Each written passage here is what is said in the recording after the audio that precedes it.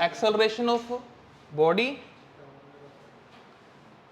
Acceleration of body down a rough inclined plane, मतलब body को नीचे लेके आना है, और जब बॉडी नीचे आएगी वो होगी एक्सेलरेट, क्या होगी? चलो अभी इसका मतलब सुनो ना, देखो लास्ट हेडिंग क्या था हमारे पास, that was angle of repose, angle of, उसमें मैंने क्या सिखाया था कि अगर मैं किसी इंक्लाइंड प्लेन पे कोई बॉडी रख दूं, इंक्लाइंड प्लेन को एंगल दूं 1 डिग्री 2 डिग्री 3 डिग्री करते करते मैं मान लो से पहुंचा दूं 20 डिग्री पे, जैसे मान लो मैंने इसको 1 मिनट के लिए होल्ड करता हूँ इसको, मैंने इसे पहुंचा दिया 20 डिग्री पे, मान लो 20 डिग्री पे मैंने इसे पहुंचा दिया और बॉडी नीचे नहीं गिर रही, बॉडी नीचे स्लाइड नहीं हो रही, तो बॉडी को रोक कौन रहा है? फ्रिक्शन। कौन सा फ्रिक्शन? लिमिटिंग फ्रिक्शन बॉडी को रोक रहा है। अच्छा, इस एंगल को क्या बोला था? एंगल ऑफ रीपोज या एंगल ऑफ स्लाइडिंग था। मैंने माना था वो 20 डिग्री है, क्या माना था? चलो अभी सुनो, मतलब 20 के ऊपर तो रुक गया, जैसे 21 किया ये बॉडी नीचे आना शुरू कर देती है। वो 21 डिग्री जो था ना, जिसके ऊपर बॉडी ने चलना शुरू कर देना है, वो ये वाला एंगल है थीटा। कौन सा एंगल है? ठीक है, अब डायग्राम देखो, ये इंक्लाइंड प्लेन, थीटा मैंने एंगल बना दिया, ये थीटा जो एंगल है ये एंगल ऑफ रीपोज से ग्रेटर है, एंगल ऑफ रीपोज से ग्रेटर एंगल है। ये मैंने यहाँ पर एक बॉडी बना दी और मैंने बनाया ग्राफ, ग्राफ कुछ मैं ऐसे बना देता हूँ और कुछ ऐसे बना देता हूँ, पता है ना सबको बात ये। अब ग्राफ के बाद देखो इसमें क्या क्या चीजें हमने कंफर्म दिखानी है, ये देखो तुम इसमें बताओ क्या क्या कंफर्म है इसमें आपको। एक तो इसमें बॉडी का वेट mg डाउनवर्ड, ये सबको कंफर्म है। उसके बाद इस सरफेस से क्या मिलेगी ऊपर? नॉर्मल मिलेगी, मैं लिख देता हूँ उसको n, ये सबको कंफर्म है, ठीक है जी। उसके बाद देखो ये एंगल बाय ज्योमेट्री यहाँ चला गया, बाय ज्योमेट्री मैं सिखा चुका हूँ यहाँ पर क्यों गया है, लास्ट लेक्चर में बात कर ली थी हमने कि थीटा एंगल यहाँ पर जाता है, ठीक है जी। अब मैं इसे रिजोल्व करूंगा mg को, तो करो रिजोल्व mg को। एक तो आएगा mg कोस थीटा जो एंगल के साथ कंपोनेंट है, और जो कंपोनेंट परपेंडिकुलर है उसका नाम, सही है, लो बेटे इतना कर लो पहले आप। बेटे इसमें जो एक्सेलरेशन है वो दिखाओ जी आप, और वो दिखा दो आप इस तरफ, ठीक है। इसको मैं दिखा देता हूँ ए से, लो जी एक्सेलरेशन आ गई, बोलो आएगी ना बेटे? एक्सेलरेशन तो आनी है, जब बॉडी नीचे आ रही है, ग्रेविटी खींच रही है उसको, ग्रेविटी की वजह से बॉडी नीचे आ रही है क्योंकि बॉडी का वेट उसको नीचे लेके आ रहा है। अच्छा ए दिखा दिया, अब इसमें एक चीज और दिखानी है, क्या दिखाना है बताओ? फ्रिक्शन दिखाना है, क्योंकि हमारा सारा टॉपिक ही फ्रिक्शन के ऊपर चल रहा है, तो फ्रिक्शन भी दिखाएंगे। अगर बॉडी का मोशन डाउनवर्ड है तो मुझे फ्रिक्शन दिखाना है अपवर्ड। कौन सा फ्रिक्शन? लिमिटिंग बेटे काइनेटिक, क्योंकि बॉडी किस में आ चुकी है? मोशन में आ चुकी है। अगर बॉडी रुकी होती तो मैं लिमिटिंग कहता, अभी तो बॉडी चल रही है, जबकि बॉडी चल पड़ती है, मोशन में आती है, तो फ्रिक्शन का नाम क्या पड़ जाता है? Kinetic friction. ये मेरा डायग्राम कंप्लीट, ठीक है जी, ओके। यहाँ पर लास्ट लाइन पढ़ लो क्या लिखी हुई कि when the angle of inclined plane is greater than angle of repose body begin to slide down with acceleration A, मैंने वो दिखा दी यहाँ पर, ठीक है जी, जो लिखा है मैंने वो भी बता दिया आपको। अब इसकी डिराइव करना शुरू करते हैं इसको। तो मुझे ये बताओ कि इस वाले डायग्राम में बॉडी को नीचे लेके आने का काम कौन कर रहा है? mg, बिल्कुल सही, mg साइन थीटा लग रहा है। अच्छा, उसके बाद ये जो बॉडी है ना तो इंक्लाइंड प्लेन के बीच में जा रही है और ना ही इंक्लाइंड प्लेन के ऊपर जा रही है। ऐसा क्यों हो रहा है? क्योंकि कहीं ना कहीं n और mg कोस आपस में क्या कर रहे हैं? दूसरे को बैलेंस कर रहे हैं, तो ये इक्विलिब्रियम में है। यहाँ पे किस में है? तो लिखो फिर, पहला स्टेप लिख दो आप, n is equal to mg cos theta. ये लो जी पहला इक्वेशन आपके पास, ये मेरा बैलेंस होगी, लग गया पता? अब मैं नेट फोर्स निकाल लूंगा, एक और इक्वेशन बनाऊंगा, ठीक है जी। चलो बताओ जी, हाँ जी बेटे, अब फिर दोबारा देखो डायग्राम को, मेरे को बताओ जो नेट फोर्स है, नेट फोर्स है, क्योंकि बॉडी का मास यहाँ पर m है, बॉडी का मास कितना है बेटे? m है बॉडी का मास। अगर बॉडी का मास m है और a तुम्हें दिख रही है यहाँ पे, तो नेट फोर्स बन गई ना यार, कितनी बन गई? m इंटू ए, नेट फोर्स बनेगी बनेगी, ठीक है। अब ये बताओ इस नेट फोर्स को प्रोवाइड किसने किया, दो आंसर। नेट फोर्स अगर आ रही है तो कोई ना कोई तो लग रहा है उसके ऊपर नेट फोर्स देने के लिए, तो कौन कौन से कंपोनेंट है, डायग्राम देख के बताओ। mg sine theta, mg sine theta ने, एक तो ये रहा, लेकिन क्या mg साइन लिख के काम चल जाएगा हमारा, एफ के भी लिखना पड़ेगा, प्लस करूंगा माइनस, माइनस करेंगे, ऑपोजिट जा रहा है, ठीक है बेटे सही बोल रहे हो, ये चीज है, ये सीखना बस आपने, ठीक है। क्लियर हो गया बेटे। नेट फोर्स कितनी थी, m इंटू ए, कौन रिस्पॉन्सिबल है, बस डायग्राम देखो आप, एक mg साइन दिख रहा है। अच्छा इसका भी ट्रिक बताता हूँ तुम्हारे को मैं, देखो होता क्या है, एक बार मेरा डायग्राम कंप्लीट हो गया, डायग्राम कंप्लीट होने के बाद ये जो mg था इसके मैंने दो टुकड़े कर दिए, mg कोस और mg, तो समझ लो mg खत्म, mg खत्म यहां से। उसके बाद मैंने पहली इक्वेशन कैसे बनाई थी, n से और mg कोस से, तो n भी खत्म करो यहां से, mg कोस भी खत्म करो यहां से, ठीक है ना। तो वो अपने आप ही डायग्राम में दिखता रहेगा कि अब मेरे पास क्या बचा लगाने के लिए। जैसे a बचा था तो a को मैंने ले गया नेट फोर्स में, तो मैंने बना दिया m इंटू ए, इसका काम भी खत्म, सही ना। अब मैंने बोला कौन प्रोवाइड कर रहा है, सब कुछ दिख रहा है साफ साफ, mg साइन नीचे लेके आ रहा है इसको, ठीक है ना, और mg साइन ज्यादा है तभी तो a नीचे की तरफ आ रही है, तो मैंने mg साइन में से माइनस कर दिया, क्या माइनस कर दिया, एफ के। होगी बात क्लियर यहां तक, ठीक है। अब आगे बताओ, चलो मुझे आप अगला स्टेप क्या हो, डायग्राम का काम खत्म हो चुका है, तो मैं एक मिनट के लिए कैसे कर देता हूं। देखो जी, अब बेटे मेरे को अपना आंसर बनाने के लिए ना, मेरा आंसर है एक्सेलरेशन निकालना, आंसर निकालने के लिए मेरे को एन की वैल्यू यहां पुट करनी पड़ेगी, पर तरीका क्या है, देखो जो एफ के है, एफ के क्या वो प्रोपोर्शनल टू एन है कि नहीं है, एफ के प्रोपोर्शनल टू एन, ये लॉज ऑफ फ्रिक्शन है, फर्स्ट लॉ ये है हमारे पास।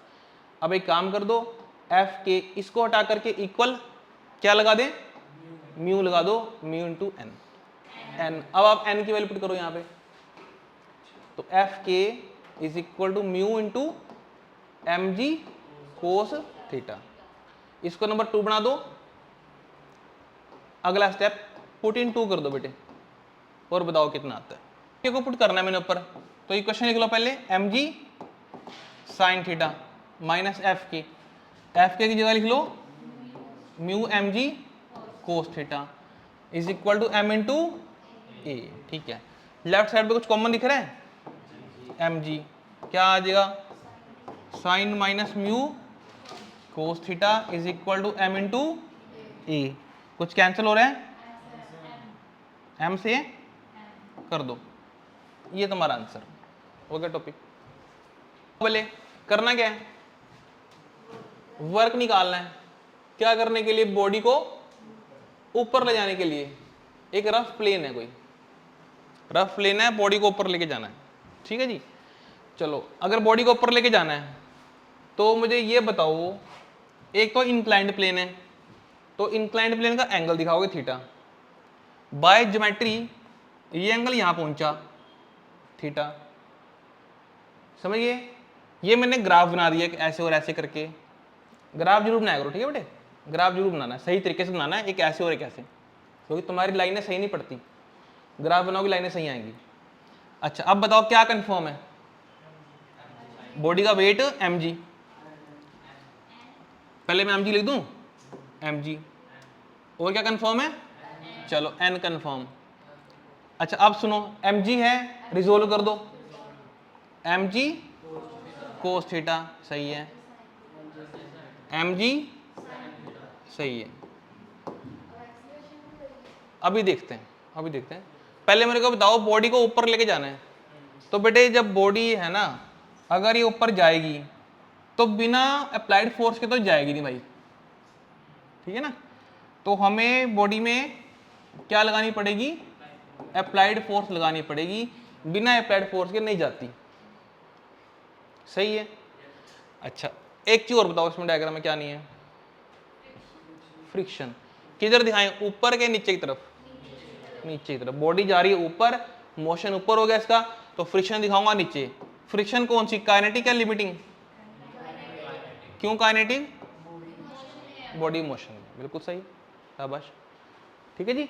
अब दो बातें कर लेते हैं कि भाई तुमने बोला इसमें एक्सेलरेशन आए या एक्सेलरेशन ना आए, एक्सेलरेशन आए या एक्सेलरेशन ना आए, पहले इस पे एक बार बात कर लो। देखो यहां पे जरा, ये इंक्लाइंड प्लेन, कुछ ऐसा डायग्राम था, इसका नाम था mg कोस, ये था n, इधर थी अप्लाइड फोर्स, इधर कौन था mg साइन, इधर कौन था f के। अब ये जो इसका वेट था mg, जो mg आया था, उसका कुछ हिस्सा mg कोस बन के n को बैलेंस करता है। जो उसका वेट था mg का कुछ हिस्सा mg कोस बन के n को बैलेंस करता है, और इसका कुछ पार्ट mg साइन में चला गया, mg साइन आ गया यहाँ पे।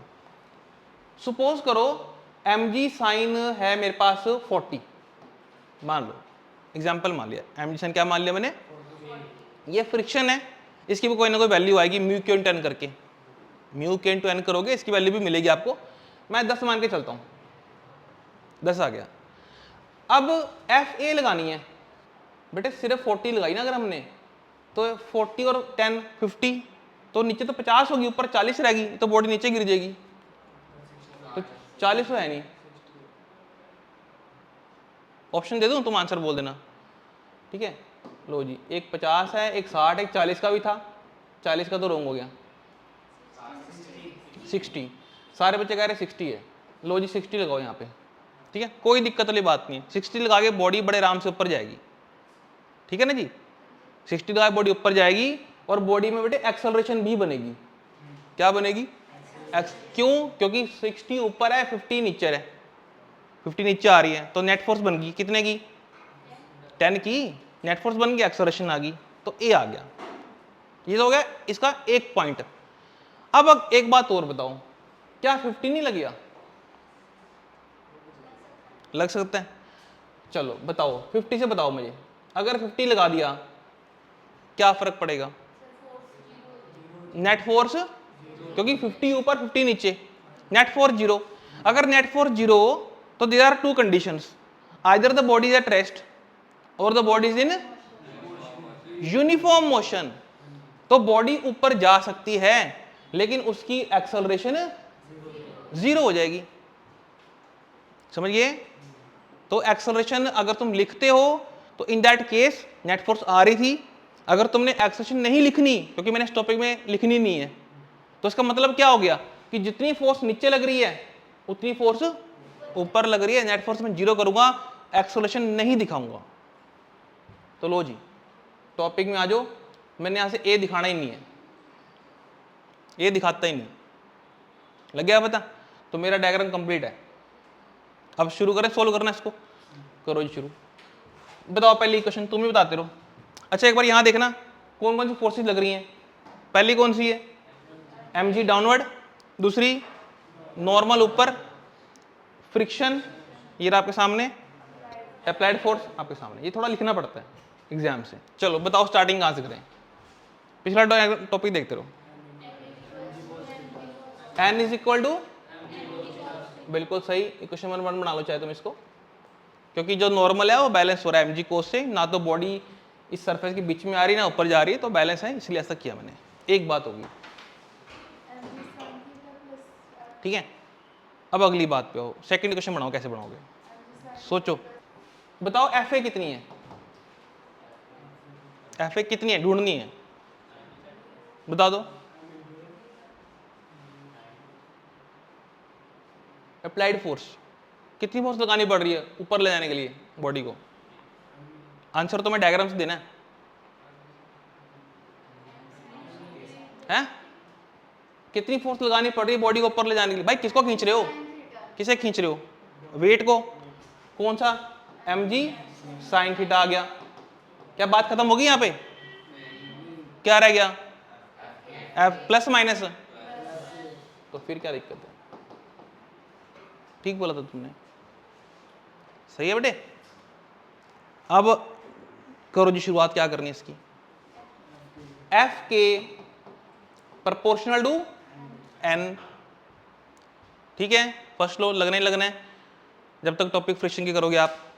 आगे बताओ, F K equal to mu into N. Equation 1 का यूज करो,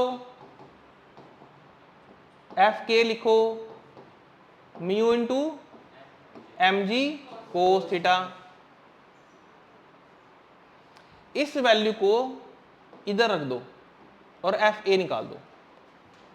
तो F A is equal to M G sine theta plus mu M G cos theta. कुछ कॉमन दिख रहा है, निकाल दें। क्या आया? ठीक है जी, यहां तक तुमने कर लिया। अब तुम बताओ इसका हेडिंग क्या था, टॉपिक क्या चल रहा था? वर्क डन का टॉपिक था। मैंने निकाल दिया अप्लाइड फोर्स। तो बताओ यार, वर्क का फॉर्मूला क्या लगेगा? वर्क का फॉर्मूला क्या लगेगा? बॉडी को आपने ऊपर लेके जाना है। वर्क का formula force into displacement. Force into displacement, बेटा ये फॉर्मूला होता है वर्क का। फोर्स को मैं लिख रहा हूं यहां पर अप्लाइड फोर्स। कौन सी फोर्स? ठीक है, एक काम और कर लेता हूं बेटे, डायग्राम में मैं दिखा देता हूं कि मैं बॉडी को यहां से यहां लेके जा रहा हूं और मैं डिस्प्लेस कर रहा हूं एस तक। ठीक है, डिस्प्लेस कहां तक कर रहे हैं बॉडी को हम? एस तक। तो ठीक है, आंसर लिखिए अपना, W is equal to M G sine plus mu into cos, बाहर लगा दो, डिस्प्लेसमेंट कितनी? एस। लो जी, हो गया। Block A of mass 14 kg, तो ए का mass 14 kg। Move along inclined plane, make an angle 30 with horizontal. Block connect with another block B of mass 14 kg, दूसरा ब्लॉक बी है उसका मास भी सेम है। एक स्ट्रिंग से कनेक्ट किया है जो कि चल रही है एक फ्रिक्शनलेस पुली के ऊपर। Block B move down with constant velocity. तो भाई क्लियर क्या कर दिया आपको कि जो ब्लॉक बी है ना बेटे, वो क्या कर रहा है? नीचे की तरफ आ रहा है। अगर नीचे की तरफ आ रहा है लेकिन उसकी वेलोसिटी कैसी है, तो उसकी एक्सेलरेशन कैसी है? अगर उसकी एक्सेलरेशन 0 तो नेट फोर्स 0। तो बी पे लगने वाली जो फोर्सेस हैं उसे तुम लोग इक्वल कर सकते हो। क्या कर सकते हो? ठीक है, आगे बढ़ो। हमें निकालनी है फोर्स ऑफ फ्रिक्शन और कोफिशिएंट ऑफ फ्रिक्शन। ठीक है जी, ये हमको निकालना है। आ जाओ क्वेश्चन के ऊपर फिर। बताओ क्या चीज नई डायग्राम बना रखी। एक तो बॉडी जा रही है ऊपर की तरफ, मोशन ऊपर है, इसका मोशन इसका ऊपर है पर एक्सेलरेशन नहीं है। तुम क्या दो यहाँ पे, चाहे a इक्वल टू 0 अगर लिखना लिख लो, कोई दिक्कत नहीं है। ठीक है, अब इसमें एक चीज और नहीं है। कौन सी नहीं है? फ्रिक्शन नहीं है। बॉडी जा रही है ऊपर, फ्रिक्शन दिखाओ इधर, नाम रखो एफ के। बी में आ जाओ, इसकी नेट फोर्स कितनी है? 0, क्योंकि एक्सेलरेशन नहीं है। नेट फोर्स 0 क्यों? यहां लिख लो बेटे, बिकॉज ए कितना है? 0, तो नेट फोर्स 0। तो मैं फोर्सेज को कर दूंगा इक्वेट। क्या नहीं से T is equal to m2g, T is equal to m2g। चलो रखो वैल्यूज। m2 की वैल्यू कितनी है? 14। g कितना? 10 रख लो, कोई दिक्कत नहीं। तो 114 न्यूटन आ गया बेटे, 3 निकल गया आपके सामने। सही, सिंपल है। अब ए के लिए तुम बनाओगे क्वेश्चन, बनाओ। ए के लिए अगर नेट फोर्स 0 है, ए के लिए अगर नेट फोर्स 0 है, तो क्या मैं कह दूं जितनी फोर्स ऊपर उतनी फोर्स नीचे? जितनी फोर्स ऊपर है इक्वल टू करके उतनी फोर्स ऊपर। फोर्स कितनी है? T माने tension. Tension is a force is equal to, अब देखो नीचे कौन कौन लग रहा है? m1g sine 30 plus F K. Plus नहीं करोगे आप क्योंकि एफ के दोनों नीचे नहीं लग रहे, एफ के और m1 साइन 30। आगे से बात। अब थोड़ी सी और आगे चलते हैं बात को लेके। जो बेटे एफ के है, जहां एफ के आ गया, यहां पहले तो पहले यहां से एफ के निकाल दो ना। लो एफ के पूछा हमारे से बेटे, मैं लिख देता हूँ, यहाँ से तुम्हें एफ के निकालना है, क्वेश्चन मार्क कर दो। टी तुमने निकाली दी है, कर दो शुरू। हाँ बेटे, एफ के आ गया 70, एक तो ये आंसर आ गया। हमें निकालना है म्यू के, तो बताओ एफ के प्रोपोर्शनल टू एन, उसके बाद इक्वल लगाओ, म्यू लगाओ इनटू एन। ये म्यू मेरे को निकालना है, तो म्यू निकालने के लिए मैं क्या लिखूंगा, एफ के अपॉन एन। एफ के कितनी 70, एन बताओ कितना, देखो ये जो एन है ये इसके बराबर नहीं बेटे, फिर m1g cos 30 कर लो, cos 30 की वैल्यू √3/2 रख दो।